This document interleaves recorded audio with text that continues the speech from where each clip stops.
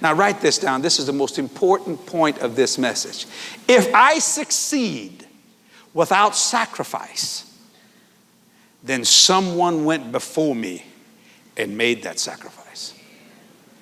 If I succeed without sacrifice, then someone went before me and made that sacrifice. Let me flip the coin. If I sacrifice and don't see the success I want, then someone who follows me will reap that success. Do you see how God's got us covered from A to Z? Let me say it again. If I succeed without sacrifice, then someone went before me and made that sacrifice. Or if I sacrifice and I don't see the success I need or want, then someone who follows me will reap that sacrifice. You see, there's some things you're going to do in life that's not for you, but for the next generation.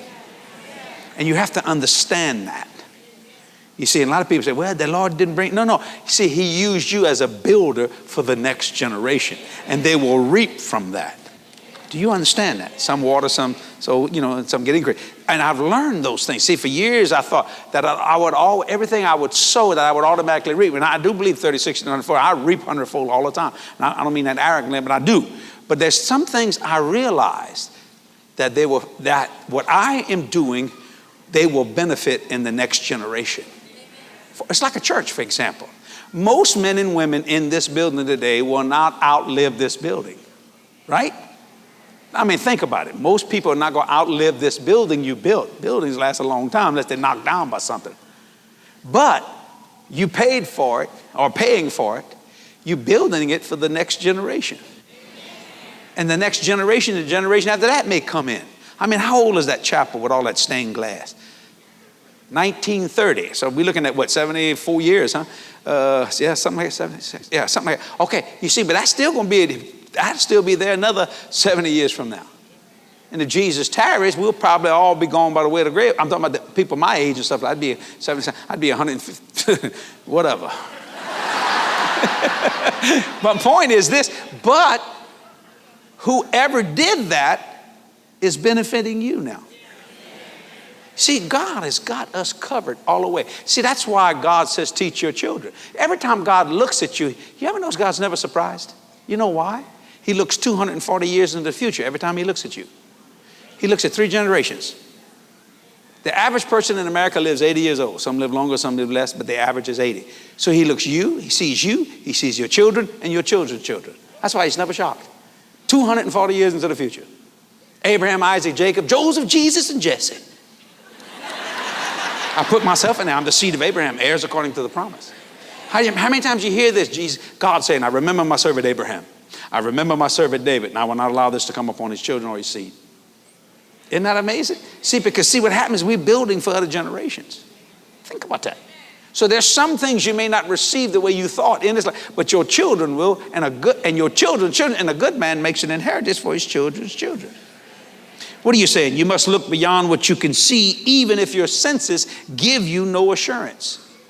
You see? Let me say it again. You must look beyond what you can see, even if your senses give you no assurance. You see the citation 10. How many of you get my magazine? Anybody here gets my magazine? You know what I'm talking about. All right, a bunch of y'all get that. Okay, and watch it. What happens is, that's going to come to me. I know that. But you know what? If Jesus tarries, it's going to outlast me. So it'll go to the next person who takes this ministry. Do you understand that? So I'm believing, even though my senses give me no assurance, that has nothing to do. I'm not walking by sight, I'm walking by faith. I'm not walking in the realm of my senses or sense knowledge, I'm walking in revelation knowledge. If you look at a church life this size and with this cost, it took revelation to believe for this. Not sense knowledge will tell you never do this and you might as well quit. You can't handle that kind of stuff. But revelation says, I'm going to build a place called Word of Faith. Oh, but you can't do that. There's always somebody that says you can't. See? So that tells you that you can when you got the devil saying you can't. So let me say it again. You must look beyond what you can see, even if your senses give you no assurance. Now watch this. To dream is not the phantoms of our brain, but the outlines of our destiny. I want everybody to see this. I'm going to show you faith like you've never seen it before. The true definition of faith in its purest form. I'm going to use this as an example. How many of you had children and you gave him a little car, a little boy, a little car about this size. All of a sudden, the kid takes the car. You give it to him, and he goes, and if you're in your car, he goes, you see him riding that car, and you go, and if you're kind of close to him, how many have done that? You've seen that. Hold your hand up. All right, how many of you have given a little girl at 8 months old or 9 months old or 10, 11 months old, a little baby doll, and they just hold on that baby doll? It gets dirty, stinky, but boy, they want that baby. You buy another one, they want that old, right? Now, what is this? That's faith in its purest form, but you call it imagination. Look at that kid. He got an imagination. No. He's in that car. You know why I know it's not imagination? How come when he's 15 years old, he drives your car out your driveway? All of a sudden, this becomes living reality. See, that's faith in its purest form. That's not imagination. To the adult, that boy got a vivid imagination. That girl got a... No. That's faith in its purest form. That kid sees himself in that car, and before you know it, he's taking it out of your driveway. And that's why women want them babies, all that biological clock ticking all the time, because they're giving them a baby at 10 months old, 11 months old. All of a sudden, we want a baby. Got to have a baby. And no matter what the man said, no, we don't want a baby right now. Yes, we do. Okay. You see, what happened was you thought that was vivid imagination. No, that's faith in its purest form. I call that faithing. The other day, Kathy came in my office. She says, oh, my God, he's doing it again. See, I've been doing that for years. It's called faithing. See, when she first saw me, she said, what you doing, Jeff? I said, jets. What do you mean? Jets.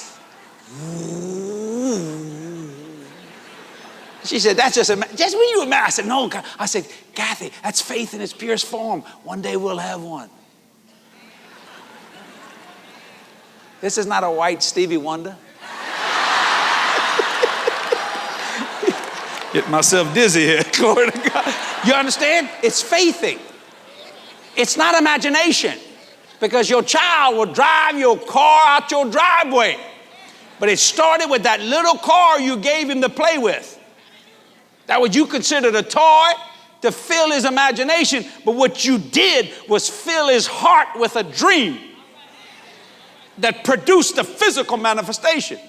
So the other day, Kathy caught me in my study. She said, what's your faith in now? I said, satellites. Satellite. I want my own satellite. Why do I have to buy at a time? I don't know if I had my own satellite. I said, Kathy, nobody owns space. Nobody owns it. She said, yes, them satellites cost $500 million. Yeah. So I called NASA. I said, what it takes to bring up a satellite? 100 million. I said, I called Russia. They'll do it for 20 million. I called. They need money. You can laugh all you want, but one day there'll be a JDM satellite, and then it'll ring them, and no one can stop the gospel. Then ABC, CBS, NBC will come to me. See, I'm faithful. I'm building a mental map on the road to divine destiny. Do you see that? Well, the military has it, yes. Even the Weather Channel has it. Why can't Word of Faith have it? Why not? Somebody got to believe it. But you got to start like this. And they're going to call you full of imagination and a stupid fool until your satellite. I told her at the Creflo Dollar today. I said, why don't you get your satellite, Creflo? He said, what? I said, I can hear yours. It's going across the sky.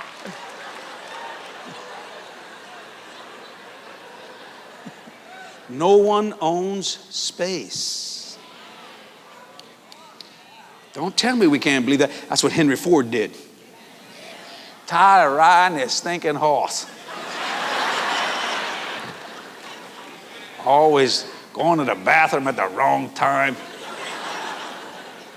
Think I'm gonna build a car. I'm going to put horsepower in it.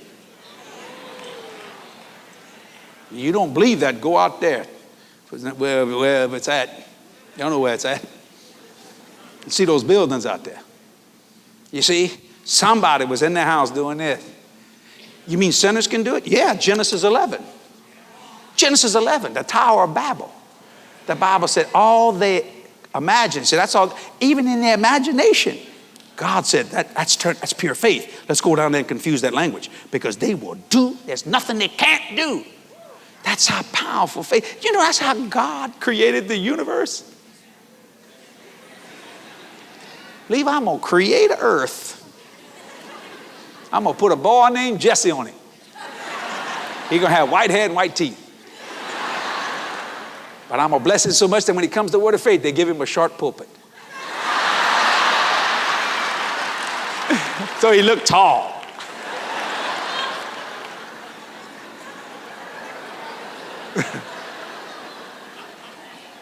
What can you see? But if you're in the past, if your memories are bigger than your dreams, you're in trouble. There must be a vision of something bigger than today. See, someone's already sacrificed for me to reap that satellite. Think about that, 24/7, and can never cut you off. Now, you know what we're doing in our ministry? We're doing something that I don't know if any other ministry is doing it. It's very expensive. We're running digital and analog at the same time. Now, let me explain that for a second. The world's going digital. Ain't no other way. It's happening.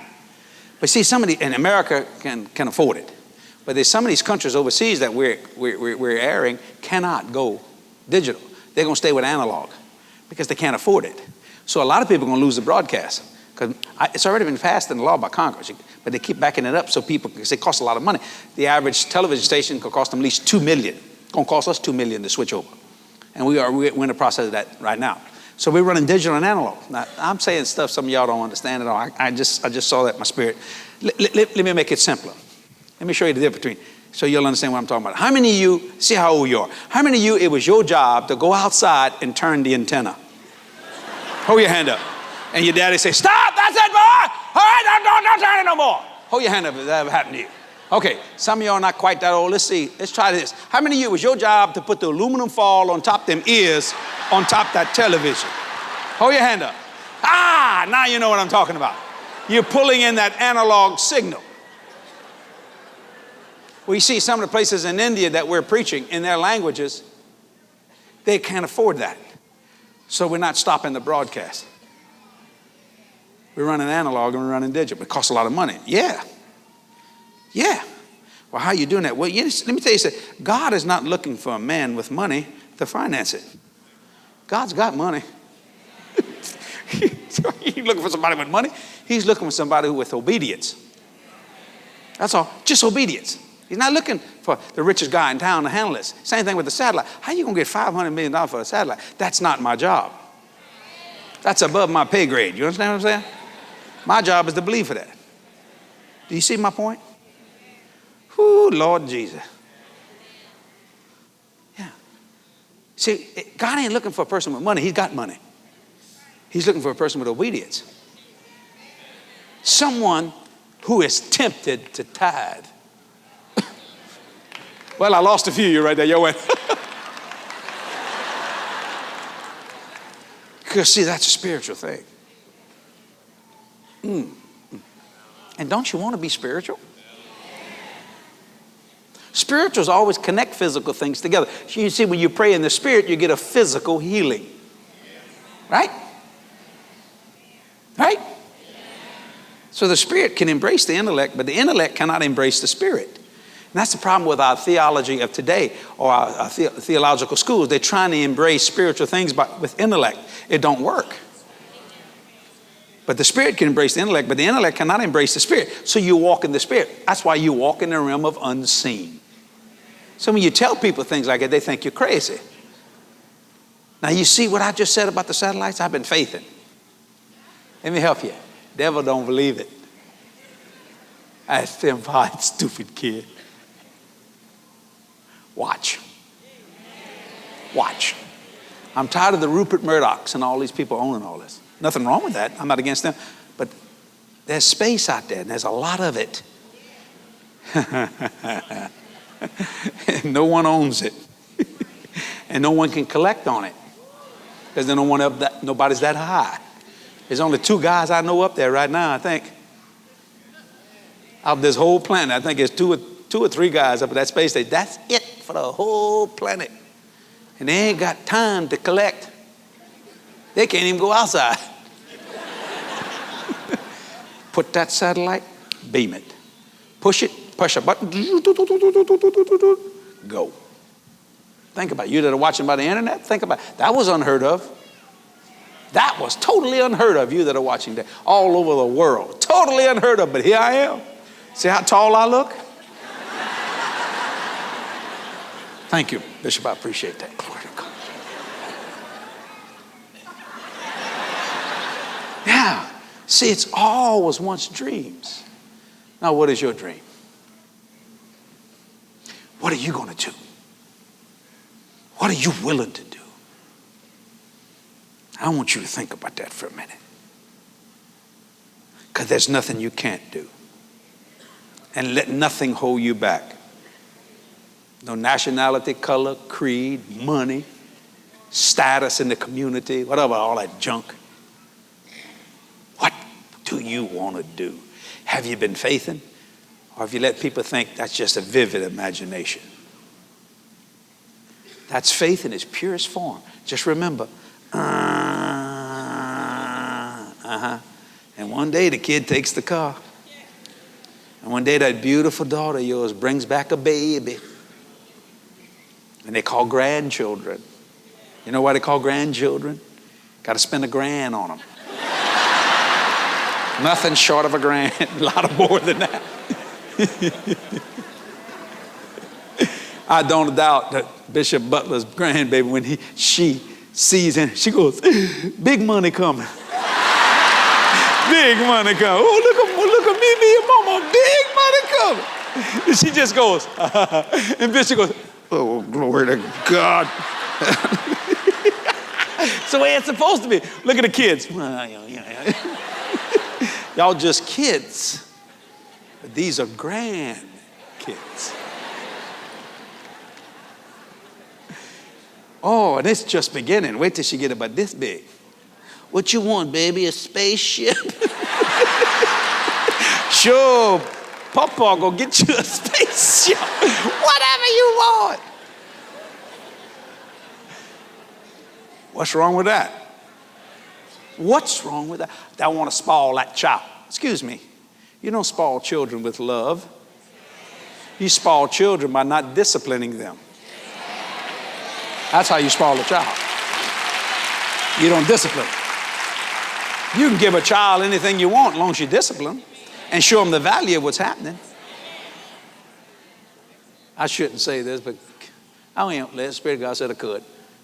I only have one daughter. I gave Jody, and Jody's going to be 33 years old next month. I have never, ever told her no. Now, her mama has many times. She said, you make me the heavy. I say, she ain't heavy. No, because everything she asked me made sense. She said, Dad, I have never told her no. Never. And my mother used to get so angry. She said, you spoiling her. I'd bless her. I said, Jody. She said, Kathy said, Jody shouldn't have that. Jody, pick this up. She's 6 years old. Mama, let Daddy listen to the Lord. Let Daddy listen to the Lord.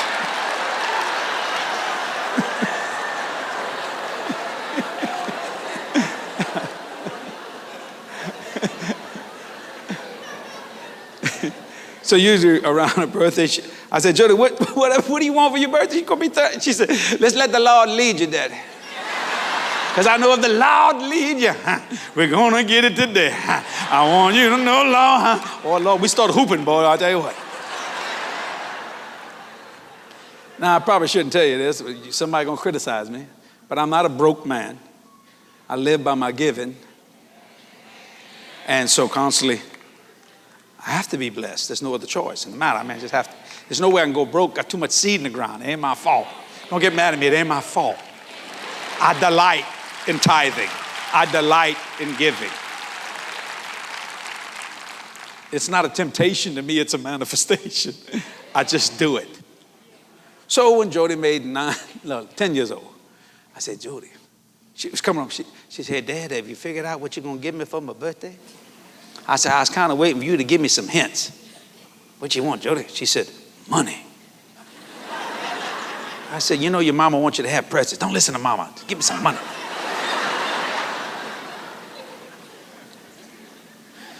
So maybe I went a little overboard. I don't know. Kathy got her a bunch of little gifts and stuff like that. She's just looking at me. And when I reached this, she went, ooh. I said, now, Jody, this is from me to you. Kathy looked, she said, how much is that? Jody said, look at me, Daddy. I went, it was $5,000. Is that crazy? Jody went, ah! That's crazy. I know it's crazy. I know it's crazy. I don't care if it's crazy. If my daddy would have done that for me, I'd have that satellite by now. My daddy done that for me. Jody couldn't believe it. I'm rich. That's a lot of money to give to a kid, right? Kathy said, Jody. She said, you can keep that money, but we're going to show you how to spend it. You want to buy clothes, you're going to buy certain times. So it took her quite a while to go through that, you know. Jody bought her own clothes. Kathy made her just, she said, you can't give that. I said, she said, Daddy, I can handle it. I really can handle it, Dad. I said, well, Mama controls the house here. So she's going to tell you how to do that. Put this in your savings. Pay your tithe. She said, how much is tithe? I said, it's $500. I said, girl, think of your harvest. She said, I rebuke that devil in the name of $500. I said, what about the offering? She said, how much you think? I said, well, at least there'll be a tithe. I mean, at least give as much as a tithe. That's $1,000, man. I said, yeah. That's right. I still got 4, huh? Yeah. I said, and you made that a seed. I said, we believe in 100-fold. She goes, how much that is, Daddy? I said, 100,000. She said, here, Daddy. Here, Daddy. She started feeling that. Well, it took her quite a while to go through all that. I know that was too much money for a child. Or was it? See, that's what God would do for you. I've had God. That's what God did for me. God will bless you beyond your wildest dreams. Can I tell you what happened to me the other day? Let me hurry. It's 12:14. I apologize for holding you so long. I was in Chicago, going to preach in Chicago. And as I was going, these people, a couple picked us up at the airport. Took about 40 minutes to drive to the airport. Okay? To the church from the airport. So Kathy came with me. So we sitting in the car. We're just talking. I don't know these people who has picked us up, And hello, and just cordial, being nice. We stopped at this red light, and this blue, cobalt blue, kind of like the color of your blouse there, maybe. Is that cobalt? I don't know what the color that is, but kind of like that color. This blue Corvette pulls up on the side of our car. It was a hard top blue Corvette. I said, good Lord, Kathy, look at that car. Isn't that a beautiful car? I said, that's a gorgeous car. I never thought of a Corvette. I said, that's a beautiful car. I said, I tell you what, if I got a Corvette, I'd like to get one just like that color, but I would want it convertible instead of hardtop. And she said, you want a Vet? I can buy you a Vet. I said, no, I don't want to. I said, I've always liked them, but I never thought about going out and buy one, I've always liked them. There's a lot of things I like that I don't necessarily go out and get, what I'm saying, that kind of stuff. But I said, that's a beautiful car. I said, ooh, Lord. I said, Kathy, I said, I'll go buy one. We can ride around. Look like 2 old people, one with a Q-tip and my hair Q-tip. Just give everybody a Queen's wave rather than. And we just all laughed in the back of the car. Okay? All right. We drive up to the church. And that's just 40 minutes later, actually 42 minutes later. As I go to walk in, one of the ushers said, there's a gentleman need to see you. I said, who is that? You know, because I don't know, you know.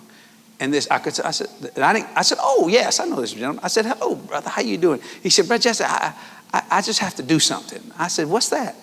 He said, I want to show you something. And he turns around, and there's a 2004 commemorative edition, cobalt blue Corvette convertible. Why? He said, I bought this 2 days ago. Me and my wife, we love this car. So I thought he would pray a blessing over it. He said, but the Lord told me it's not my car, it's yours. I said, what? I said, what? He said, I just got 150 miles on it. He said, this is yours, and gave me the Corvette. I looked at that thing. 42 minutes later, I got one exactly that if I would have bought, would have. And I said, Lord, he said, I heard you talk about it. Now that was more, that's kind of like that $5,000 gift. It was beyond, I went, oh, gee. And you want to drive it home? I said, no, I'll rent a truck and have it bring it home. And my tape man said, we'll drive it. No, you ain't driving it. I said, put it on delivery trailer. And they delivered it to New Orleans. It's got 150 miles. I said, you sure you want it? He said, yes, I can't help. He said, the Lord told me I was driving it. He said, this is not your car. This is Jesse Duplantis' car. And I looked at Kathy. I said, remember when I gave that money to Jody and you was, I said, I don't see you now. I said, look what the Lord has done. I've never owned a Corvette in my life. I could have bought one, it's not the issue. But the Lord blessed me. So, man, I put the top down. I'm driving around New Orleans, got my lean back, you know, I'm walking.